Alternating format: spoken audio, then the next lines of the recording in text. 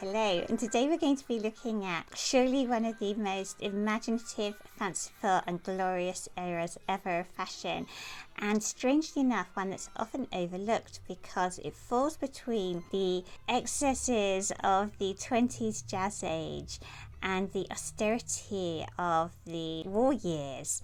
So it's framed on either side by the 1929 Wall Street crash and the start of the war in 1939. Despite being an era overshadowed by the Great Depression, the garments influenced by the fashions from Paris and Hollywood were absolutely glorious, and we're going to look at them through the pages of a weekly Parisian fashion newspaper, Le Petit Echo de la Mode. You might be interested in what I'm wearing, which is a dress from around 1937 of a huge fancy colour, almost clown colour. This fancifulness so characteristic of the time, and the puff sleeves, glorious fabric, not in fact polka dots but little hearts. It's a fabric that's now so fragile. I couldn't wear it out, this dress. It is literally shredding and falling to pieces, but it is a thing of beauty and one that I aim to copy on this channel at some point.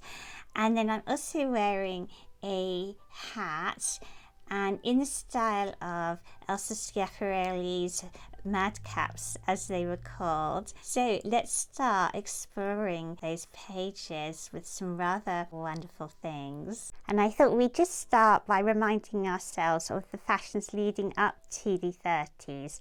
So I have a little spread here from the 1920s, and you can see the characteristic dropped waist, the women with their very short bobbed hair and Eton crops, and the cloche hats, of course, and the rather wonderful outfit here with the geometric pattern and that rather fun peaked cloche cap. And here we have a cover of Le Petit Echo de la Mode from 1931, and we can see how the skirt yoke has become really important. So the waist has moved up to its natural waistline, but skirt yokes were a big thing in the 30s. And look at this one with its wonderful arrow shaped going up towards the bodice and then opening out into pleats just around the hip line. And the interest at the hip line was then usually balanced with something interesting going on around the lines of the bodice, like we can see here. And we can see that the hairstyle of the 30s is slightly longer than that of the 1920s, worn quite close to the head, so that you could wear these little slouch hats that were popularised by Greta Garbo, but often permed and just slightly fuller around the face. And then we see here again the interest around the hip line and then also around the bodice. And I love this idea of the tie with the fabric of the dress just holding it in place. And in fact, next week, I can tell you, I am making an Art Deco dress with a feature very much like that. And we also have separates. One of the interesting features of this time is that because of the Depression and because a lot of men in particular had lost their jobs, women's jobs were less affected because they were in things like nursing, teaching, domestic service, secretarial work, jobs that were less affected by the Depression. So women continued to work, and in fact there were more single women than ever before. Although marriage was still the norm, there were more single women working in the way of Miss Lemon for Hercule Poirot as a secretary. And separates, as we see here, became a thing. But also and I found this especially intriguing. The Sears catalogues of 1930 introduced a semi-made range, and basically what this meant was that they did all the difficult work for you. So all the tailoring, all the tucking and pleating, they'd done all that, and then they sent you the nearly made up fabric for you to just sew up the seams. And the advantage of that is that you could then fit the garment to you. And Sears were convinced that this was a wonderful idea, which I think it is, particularly because more women were working, so they didn't have the time necessarily to be dressmaking, but also there were more women who, because of the Depression, could no longer afford haute couture garments, but didn't want to look like they couldn't afford haute couture garments, so they could buy these semi-made garments. They didn't usually have the same dressmaking skills because they never needed them. They could send off to the Sears catalogue and get these semi-made garments and just sew up the seams to fit, and nobody would ever know. And then just having changed this page here, we can see those suits and those slouched hats popularised by Garbo, sometimes little details like the sort of little arrow shapes there, the interest around the hip line and the neckline on these coats and suits, and her rather fabulous dress with the kind of cap sleeve over the long sleeve and then a cuff. And then here we are, still in the very early 30s, with these rather wonderful coats with the high fur collars and suit, and the thing that I really love, this dress which has this wonderful colour blocking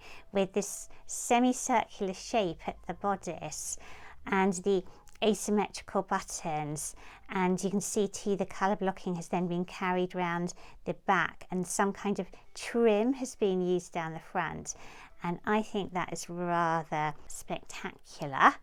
And then opposite we have more evening looks, and there were really two basic lengths, skirt lengths during the 30s, which was the full length for the evening or calf length for daytime. And it's interesting that at a time of the Great Depression where women couldn't afford much, you know, there was the austerity, you would expect the clothes to look more austere, for there to be less fabric, for hemlines to rise. But no, the 30s are especially fascinating because it went in the other direction. Women looked to escape the reality, the grimness, with clothes that were inspired by Parisian haute couture. Paris was still the absolute centre of the fashion world.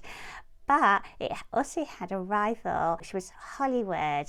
This was the time that the talkies were taking off, that there were the wonderful stars of the silver screen. So women looked to Paris and to Hollywood and to fabulous clothes to brighten up their existence. Here we also have this lady at leisure. There she is sitting reading her book in this fabulous bluey green, which was a really popular 30s colour, trimmed with deep lace. She's terribly elegant, isn't she?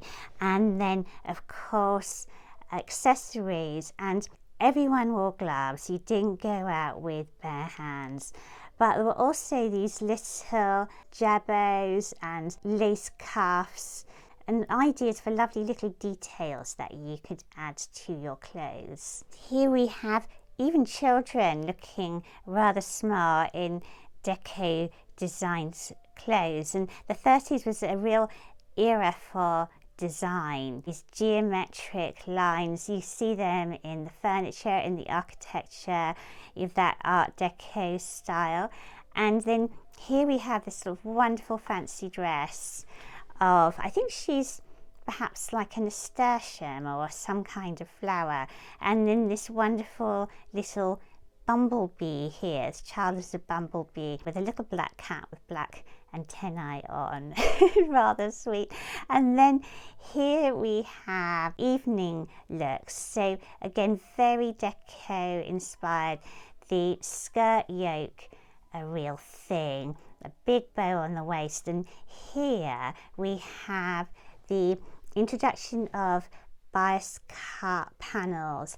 And of course, Madame Vianney in the 20s introduced these bias cut panels, but I think we tend to associate bias cuts with the 30s, when bias cut fabric would drape over the figure, and the 30s silhouette very different from the 20s. So the 20s we have that boyish gamine, very youthful look, and you could say that the 1930s were the flappers grown up and looking more like women in very feminine, flattering clothes. And these are pages from 1932, and again we can see these geometric lines around the skirt yokes and the balance of the decorative necklines and bodices. I love the checked fabric used on the bias and on the straight of grain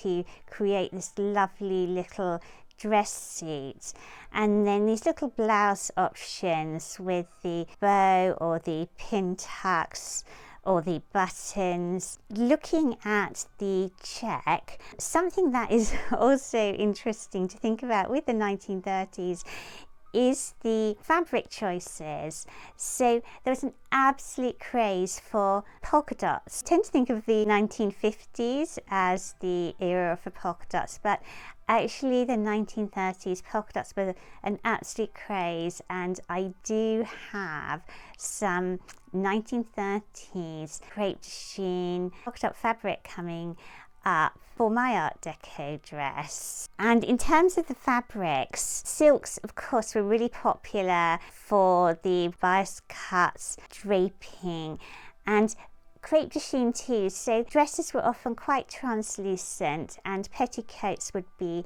worn underneath. Velvet was also really popular, particularly printed velvets, because velvet looks luxurious but it's quite sturdy as well. Also, which we don't normally think of necessarily in the 30s, but printed cottons and linens were really popular. We can see here, for example, her wonderful printed dress with her matching parasol and the flutter sleeves that were so popular in the 30s. And then checks, also very popular, and I do have a 1930s check fabric coming up to sew with as well, and I have accompanying Art Deco buttons and buckles. And I guess that's important to mention too, that there was a craze. You can see my buttons are Scotty dog buttons, and there was an absolute craze for Scotty dogs in the 1930s. And also for most dresses, you can see had belts, and there were all kinds of Art Deco Bakelite and mother of pearl buckles that you can still buy quite easily today. And here she's wearing this wonderful picture hat. And picture hats, like the slouch hats, really popular in the 30s. And look at her sleeves, so decorative. There are so many different sleeve options in the 30s. You can even see, looking across the spread, how many there are. She's got her short puff sleeves, she's got her flutter sleeves, she's got big cuffs on her sleeves.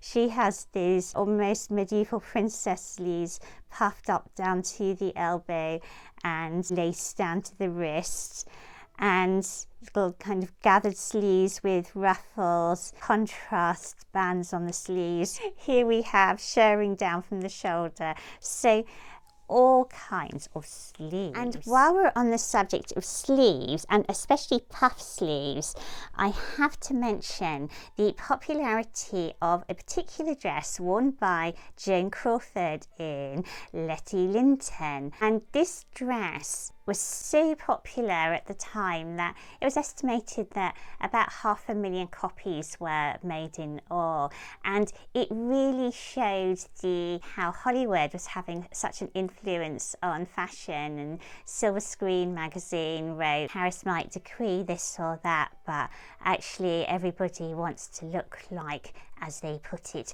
that Crawford girl. And Vogue said that it wasn't just women that wanted that dress, that little girls everywhere wanted it too. Rather entertainingly, Vogue said it gave rise to a whole tribe of little Joan Crawfords. It's tempting to think of Paris haute couture versus Hollywood, and they were doing different things. They weren't really doing different things. There was a lot of symbiosis between them, and to think of that, we only have to think of Jean Harlow in her bias cut gowns, and then think about where those bias cut gowns came from. And of course, Madame Vianney was the first proponent of bias cut gowns. So there was a lot of crossover between Paris and Hollywood. Thinking of bias cut gowns, here we are, these full-length bias cut gowns,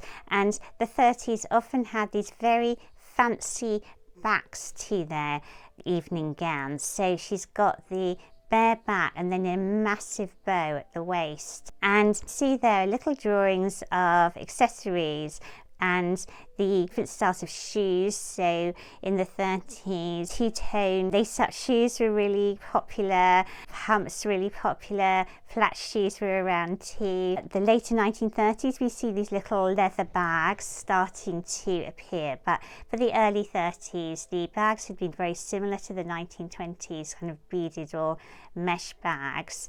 And then here we have a page from 1937, so really going into my most beloved time period for dresses. So we have this little printed dress with this wonderful wrap top. That's going to be so flattering, isn't it? Just kind of pleated over the bust, and here fabric gathered over the bust too, in a kind of wide cummerbund waist. And then here she is in this geometric print. And here we are wearing the initially designed by Elsa Schiaparelli madcaps, with this worn on the side of the head with this little points. So very Elfine, I suppose a bit mad. And then two evening looks with these rather fabulous sleeves. And actually, when you sew sleeves like this, it's easy to lose confidence. They can look very strange shape when you first cut them out, but then they fall into these beautiful lines. And then we have more of these madcaps here, and these rather fabulous colour block outfits, and her fabulous dress with the huge puffy striped sleeves. So bands of fabric have been used here over either lace or a print to form these stripes, and I think that is so effective. But I really wanted to talk about hair colour, and here we have three. We've got a brunette, a redhead and a blonde.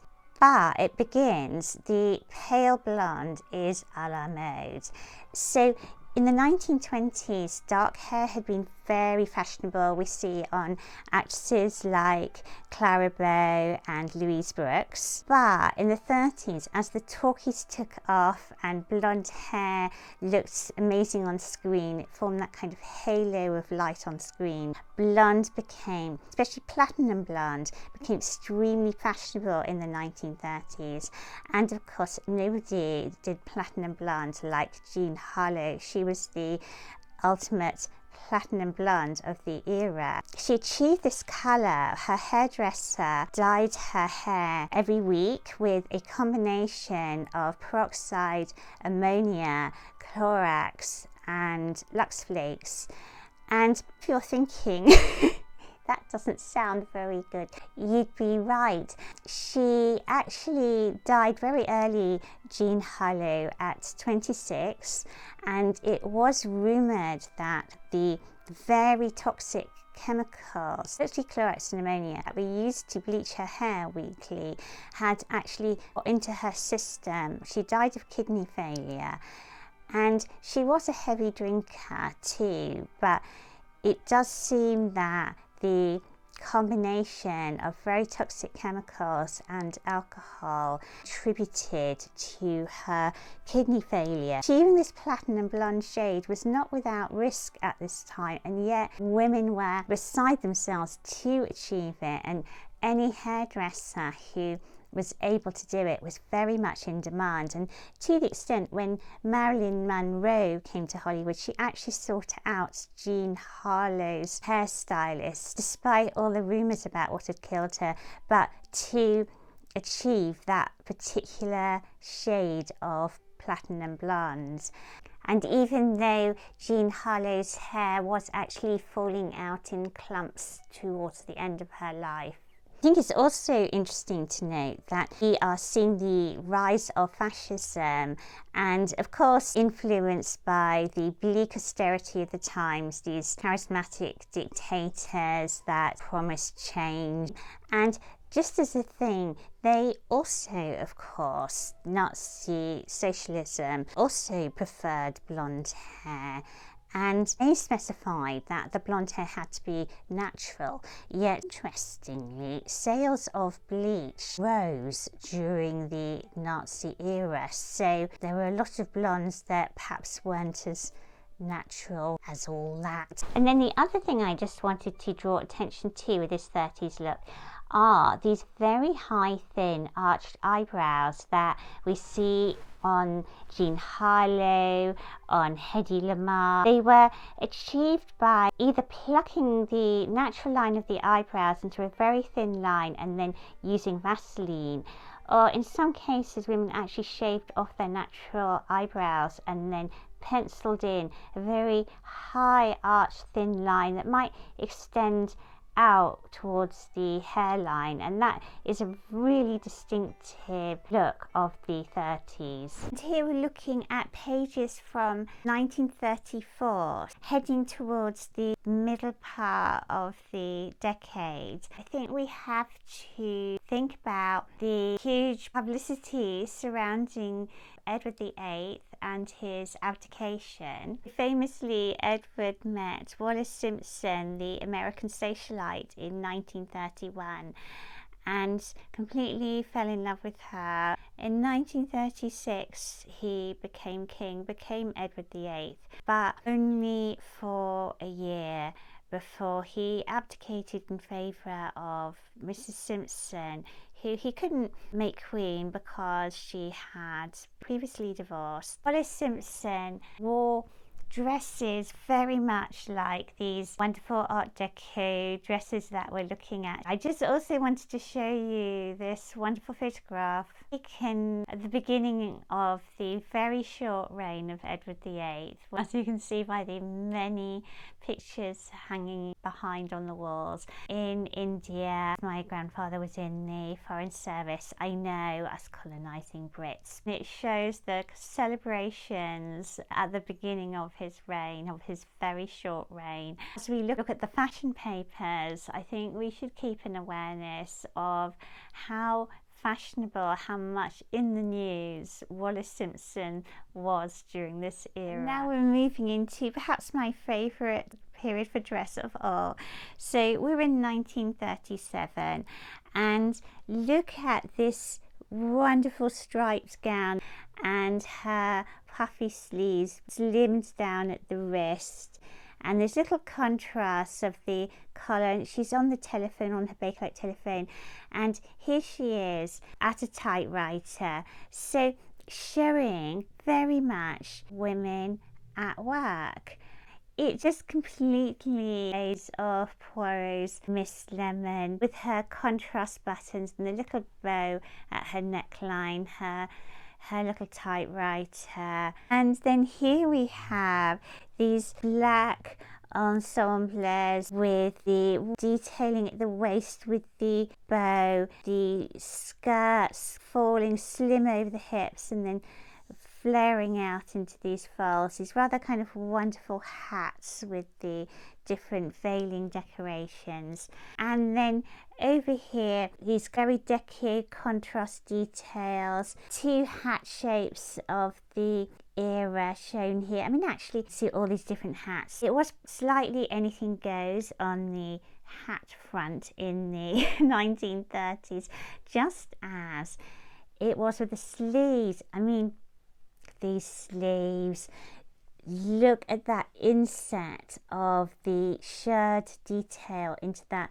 3/4 puff sleeve, and then it's echoed here in the bodice, and then just with the belt cinching everything in, and then we have that wonderful floral detail at the neck, also echoed on the hat. Absolutely gorgeous. And then this wonderful blue and white print with also these fancy sleeves, little gloves, wonderful slanted hat. And here another gorgeous example, little asymmetrical colour block details on the shoulder there, and look at that fabulous pocket.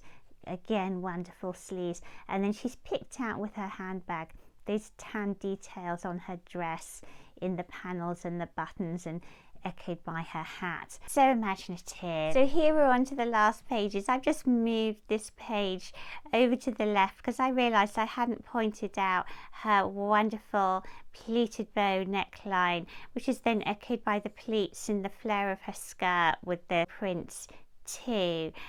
And of course makes us think, those little kind of details put us in mind of the Sears catalogue offer, and these details to do all the difficult parts of the dressmaking for you, so that you can just sew up the seams and get the dress to fit. Then the gorgeous green checked dress here, and look how she's matched all her accessories. So she's got her green madcap, her green handbag and her green shoes, with the same green used for the belt and the collar. Such a pretty outfit. And we also see how popular sportswear was, and it was popular throughout the decade, and then of course into the 40s when women had to be much more practical. Also seeing these puffy sleeves, which were very popular in the late 30s, and I love those short puff sleeves. 1937, we're obviously heading now up to 1939 and the start of the war, and I think given that we are looking at the huge influence during the 30s of Hollywood and the Paris haute couture, to think, well, actually we now have the advent of Hitler, the National Socialist Party. What did they think fashion should be? And you might think, oh, I doubt Hitler had a view on fashion, but you'd be wrong. He did. His view was that women shouldn't wear makeup, should be blonde but should never dye their hair, shouldn't pluck their eyebrows, shouldn't diet, which might interfere with childbearing. And what he definitely did not like was anything foreign. So no Hollywood. Definitely, absolutely anathema was Paris fashion. He sought to encourage German women to wear more traditional forms of German dress, brindle skirts, peasant blouses, that kind of thing, which is actually very pretty. He might have had some success on that. He had very little success in inducing them not to dye their hair and wear makeup.